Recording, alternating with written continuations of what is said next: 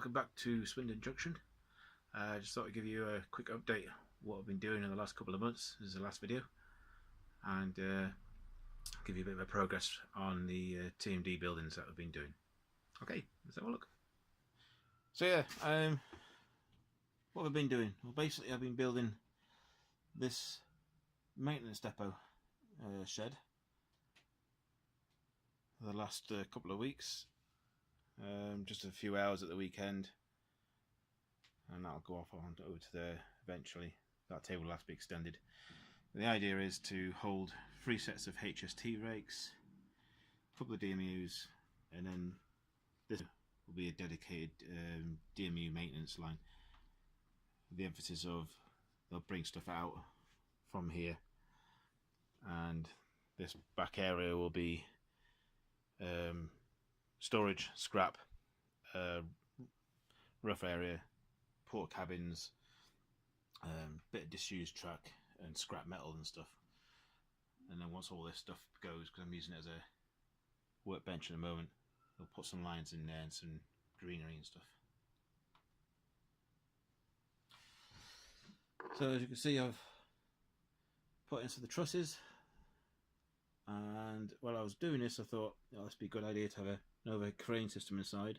So what I've done is I've put this line in here, a bit of support, and I've put some stanchion on there to support it, and then there'll be another one going on the other side against this wall.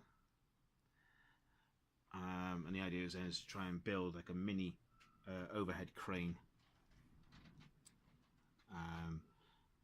which will basically sort of simulate over the next sort of few videos sort of thing, once this is all complete, that there's been maintenance being carried out, and just add to the realism of the yard. So that was something I was thinking halfway through the build, so I've had to sort of like modify things slightly, but I think it should look okay. So I've gone for brickwork for the outside. I was contemplating doing the corrugated steel panels. They were just too difficult and too expensive to try and get the amount that I needed, as I'm already going to be needing to do some sort of corrugated roofing at some point. These sheets just aren't cheap. You know, for what they are, it's ridiculously expensive, and I don't have a limitless budget, unfortunately. So I'm using brick. There will be some doors and windows and everything going in at some point. So to glue this all together then, what I've done is I'm using a plastic weld. This one I got from EMA Model Supplies. I bought it off the eBay. It really is good. It's fast acting, has capillary action, and evaporates within sort of seconds.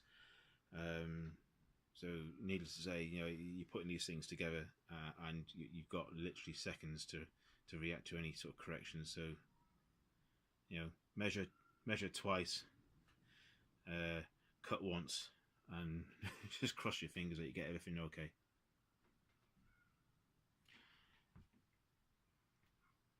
So the stuff used then, obviously you may have seen in the video, there's a couple of pillars there. So what I've used is this plastruck, like a styrene rod. This one's 90864.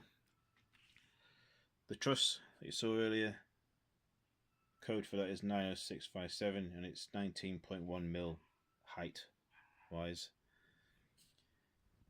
And then the columns, the iron I-frame columns, that's a 90545.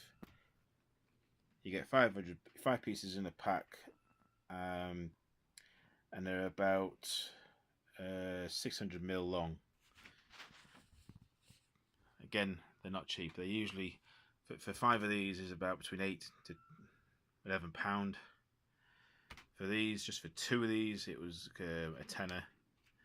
I can't remember how much these were. These were some that I bought ages ago, but you're probably looking about the same sort of price, about between £4 and £9.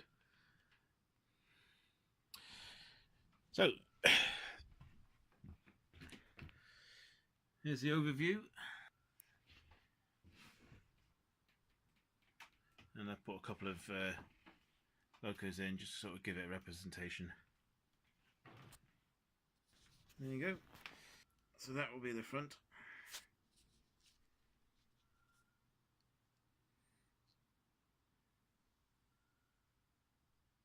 So it is coming along.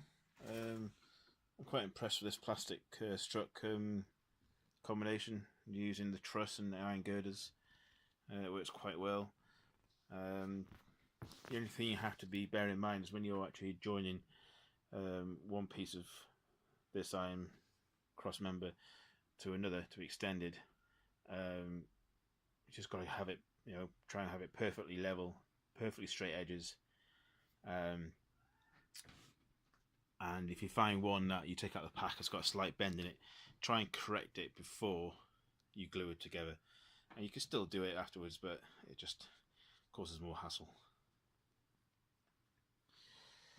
So that's what I've been up to. Sorry it's a bit of a short video, but I hope you like what you see. To answer your question, yes, there will be lights going in. In fact, let me see if I can find those for you. And the inspection pits will also have some lights going in when I get down to it. And let me see if I can just get this open. Okay, so what I'm going to be using is similar to what I used that building over there, in that I put some of these lights inside, and they are 1 watt LED lights, and I got these again off eBay, and they're the bright light ones. You can get the bright white or the warm light, and just to give you an idea how small these things really are.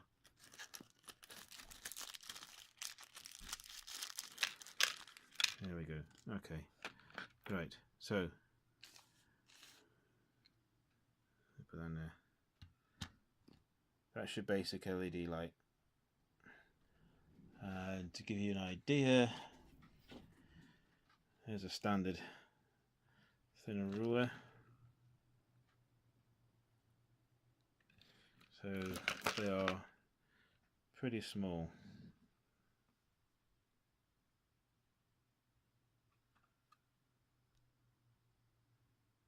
So they're pretty small.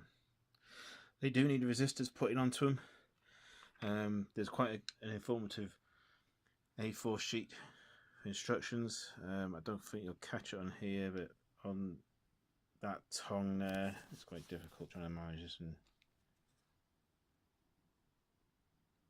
on that tongue is a plus sign. On the one that I'm actually holding in my fingers at the moment, there's minus. You put the resistor on the plus side, and you can link them. They work up to about 3 volts without the resistor, but if you're putting in any more than that, you need to put the resistor in, because they will blow. But they're ideal. So they will be going in the roofs at some point. And again, the LEDs, you can see the LEDs on the front of that building there, the maintenance building. They'll be going onto the front of this one, and they'll be also using them for the inspection pits.